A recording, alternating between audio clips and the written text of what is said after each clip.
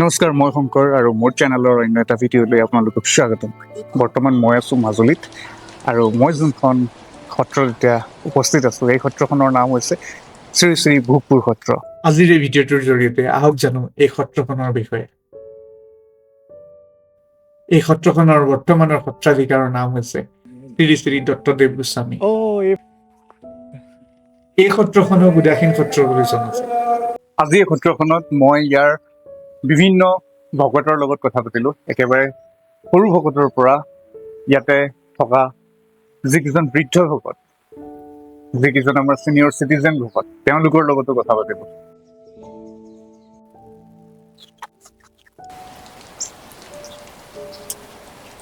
বৰ্তা নমস্কাৰ। নমস্কাৰ। মোৰ নাম শংকৰ। মই আপোনাক আগতেও লগ পাইছোঁ। ভালে আছে আপুনি? আপুনি কিমান বছৰ বয়সৰ পৰা ইয়াতে আছে?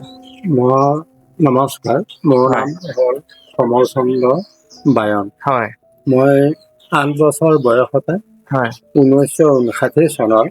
মাঘ মাহত হয় মই সত্ৰলৈ আহিছোঁ। 59 চন সোমাইছে, হয় তেতিয়া মই সত্ৰলৈ আহিছোঁ।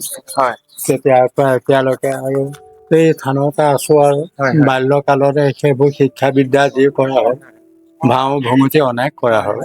এতিয়া আৰু বয়স হ'ল, এতিয়া আপোনাৰ কিমান মান বয়স হৈছে? এতিয়া মই 73 সোমাইছোঁ। হয়, আপুনি চিনিয়ৰ চিটিজেনত আহে। অ, 73 হ'ব। হয়, এই যে আপোনালোকে পৌৰাণিক ঘৰসমূহ দেখিছে, ইয়াতে এই সত্ৰৰ যিসকল উদাসীন ভকত, তেওঁলোকে বসবাস কৰে। অৰ্থাৎ এতিয়া আপোনালোকৰ এই ঘৰখন চালো, এইখন একদম বহুত পৌৰাণিক ঘৰৰ নিচিনা লাগিছে। হয়। কিমান মানে আয়ুস হ'ব এই ঘৰটোৰ, এই গোটেই ঘৰটোৰ? এই আগত এইখন যে দেখিছে, হয় এইখন প্ৰায় 53-54 এনেকুৱাত বনোৱা আছে। 1953 চন। 1953 চন। এই আমাৰ এইবিলাক বনোৱা আছে 1960 চনতে আয়োজন কৰিছে। 62 চনলৈ সোমাব পাৰিছো আৰু হয় হয় এই পকা কৰি। হয়, তথাপি ভালেমান পুৰণি। ইয়াৰ অ, দৰ্জা পুৰণা।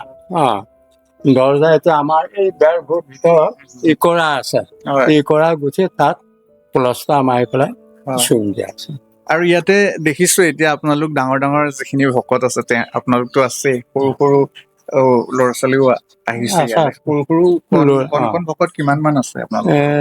12জন মান আছে। অ, আৰু তেওঁলোকে স্কুলীয়া শিক্ষাও লৈ আছে। সেই স্কুলৰো লৈছে, সত্ৰৰো লৈছে। সত্ৰত কি কি শিক্ষা দিয়ে আপোনালোকে ইয়াতে? সত্ৰত প্ৰথমতে আমাৰ গুণমলা, ভটিমা, চপয় তুতয়। হয় মাজতে সুধিছে, এই তোমালোকৰ এইখন তুমি গম পোৱা নে? 53 চন মানত বনোৱা নেকি বহাখন? বাৰু পিছে চপয় তুতয় ভটিমা এইখিনি শিকাব। শিকাই যেতিয়া সেইখিনি পাৰিব কীৰ্তন ঘৰত, হয় তেওঁলোকে গাবলৈ হয় উঠাই দিব। হয় সেয়া কীৰ্তন ঘৰত গাব, ইপিনেদি বৰগীত শিকিব।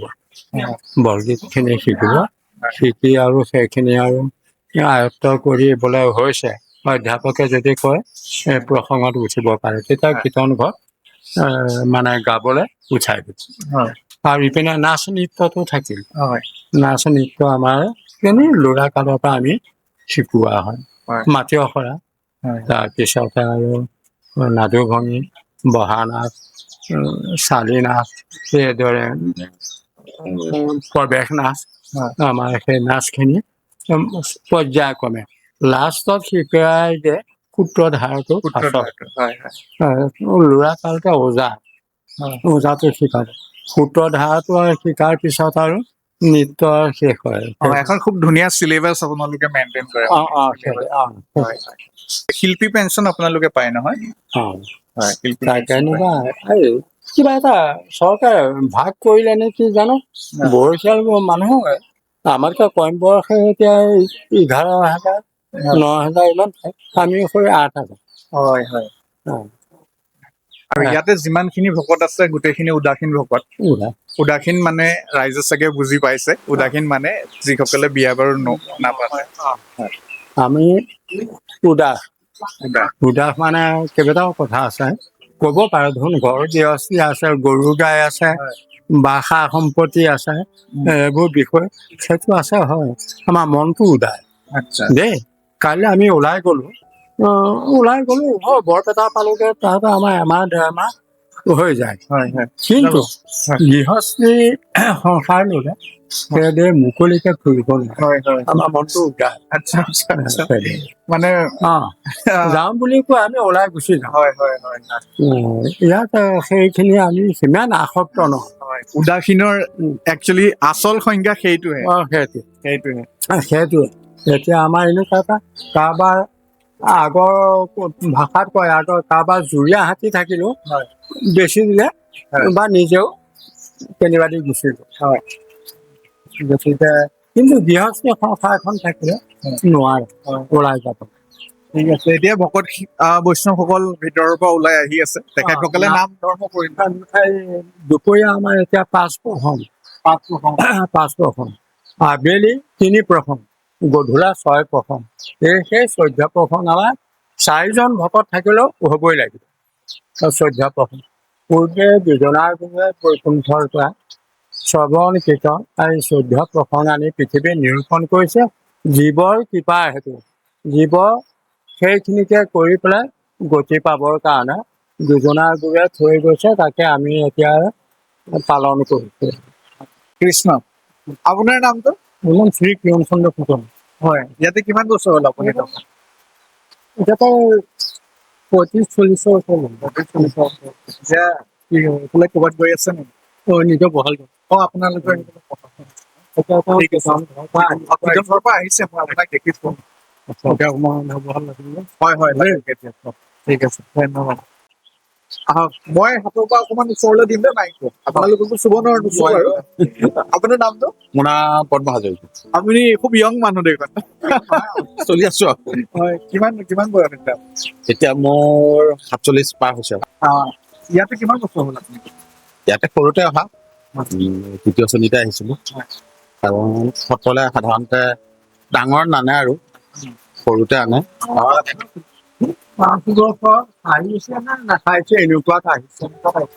মানে এল পি স্কুলত পঢ়ি থাকোতেই তেনেকুৱাতে আনে আৰু তেতিয়া কি হয় মানে সৰুতে আনিলে সত্ৰীয়া আমাৰ যে এটা কথা কয় যে কুমলীয়া বাঁহ ভাজ দিব পাৰিম কিন্তু বুঢ়া ভাজ দিব নোৱাৰিম গতিকে সৰুতে আনি সত্ৰীয়া ই এটা মানে বেলেগ এটা জীৱন যাত্ৰা প্ৰণালীত সোমাই যোৱা হয় কাৰণ ই এটা সদায় এই জীৱনশৈলীটো এটা ৰুটিনত পৰিণত কাৰণ সৰুতে তাক আনি সেই ল'ৰাজনক তুলি তালি প্ৰথমতে তাক মাক দেউতাকৰ মৰম মাক দেউতাকৰ শাসন সকলোখিনি ল'ৰাটোক দিব লাগিব কাৰণ যিহেতু কাৰোবাৰ বুকৰ পৰা এটা নবালক ল'ৰা লৈ অহা হয় আনি তাক মাক দেউতাকৰ মৰম দিবই লাগিব তাক অনুশাসন কৰিবই লাগিব যিহেতু ইয়াৰ মুখ্য উদ্দেশ্য হ'ল সত্ৰৰ তাক মানুহ হিচাপে গঢ়ি তুলিব লাগিব যে তাক মানুহ হিচাপে গঢ়ি তোলা সম্পূৰ্ণ দায়িত্ব যি আনিছে তেওঁক লয় আৰু আনিয়ে তেওঁক প্ৰথমতে সত্ৰীয়া শিক্ষাৰ পৰা আৰম্ভ কৰা হ'ল প্ৰথমতে আমি আমাৰ গুৰুজনাই যি গুৰু ভতিমা চপয় টুপয় এই মিলামালা গুণমালা এইখিনি সৃষ্টি কৰি থৈ গৈছিল সেইখিনি পৰাই তাৰ জীৱনশৈলীটো আৰম্ভ হয় আৰু তেওঁক সেইখিনি নিৰ্দিষ্ট অধ্যাপকৰ ওচৰত সেইখিনি আয়ত্ব কৰিব লাগিব তাৰপিছত ক্ৰমাগতভাৱে তেওঁক আগবঢ়াই নি থকা হয় আপোনাৰ সেইখিনি আয়ত্ব কৰাৰ পিছত তেওঁক গায়নৰ দিশত বৰগীত শিক্ষা দিয়া হয় তাৰ লগে লগে কিছুমান বস্তু তাৰ লগত আনুষংগিক নৃত্য শিক্ষাটোৰ লগে লগে তাৰ আৰম্ভ হয় এইটো আমাৰ বৰ্তাই বাৰু এইখিনি কথা কৈছে আপুনি মোক কওকচোন ইয়াতে কোন সময়ত বেছি ভিৰ হয় আপোনালোকৰ এই সত্ৰখন আমাৰ সত্ৰত বেছিকে ভিৰ হয় আপোনাৰ আমাৰ ইয়াত 4 দিনীয়াকে আমি দুজনা গুৰু কীৰ্তনসমূহ পালন কৰা হয় সেই ভাদ মাহৰ সেই 4 দিন আমাৰ ইয়াত মানুহৰ ভিৰ হয় আৰু আমি শ্ৰী শ্ৰী কৃষ্ণৰ ৰাসলীলাটো আজি অনাগত দিনৰ পৰা আমি মুকলিমূৰীয়াভাৱে এটা সেৱাৰ মনোবৃত্তিৰে আজি আমি ইয়াত উৎসৱটো উদযাপন হৈ আছে দুদিনীয়াকৈ আৰু সেই উৎসৱটোতো এটা লোকাৰণ্য পৰিৱেশ হয় যথেষ্ট মানুহৰ সেই ভিৰ হয় এই 2টা দিনে ইয়াত মূলত মানুহৰ ভিৰ হয় আৰু ধৰক সপ্তাহত মঙলবাৰৰ দিনটো মঙলবাৰৰ দিনটো মানে কি হয় বুলি মই মানে গম পাইছো ইয়াতে ইয়াত মানে এনেকুৱা হয় আমাৰ ইয়াতে কাৰণ 6জন ভকত আছিলে হয় শুদ্ধ মত্যকে প্ৰমুখ্য কৰি বিদুৰ জাম্বৱন্তকে হনুমন্ত গতিকে সেই এজন ভকত প্ৰত্যেকবিলাক নামঘৰত হৰি মন্দিৰত প্ৰত্যেকবিলাক সত্ৰত সেই ভকতৰ প্ৰতীক হনুমন্ত থাকে। গতিকে আমাৰ ইয়াতো সেই হনুমন্তৰ মূৰ্তি এভাগ আছে।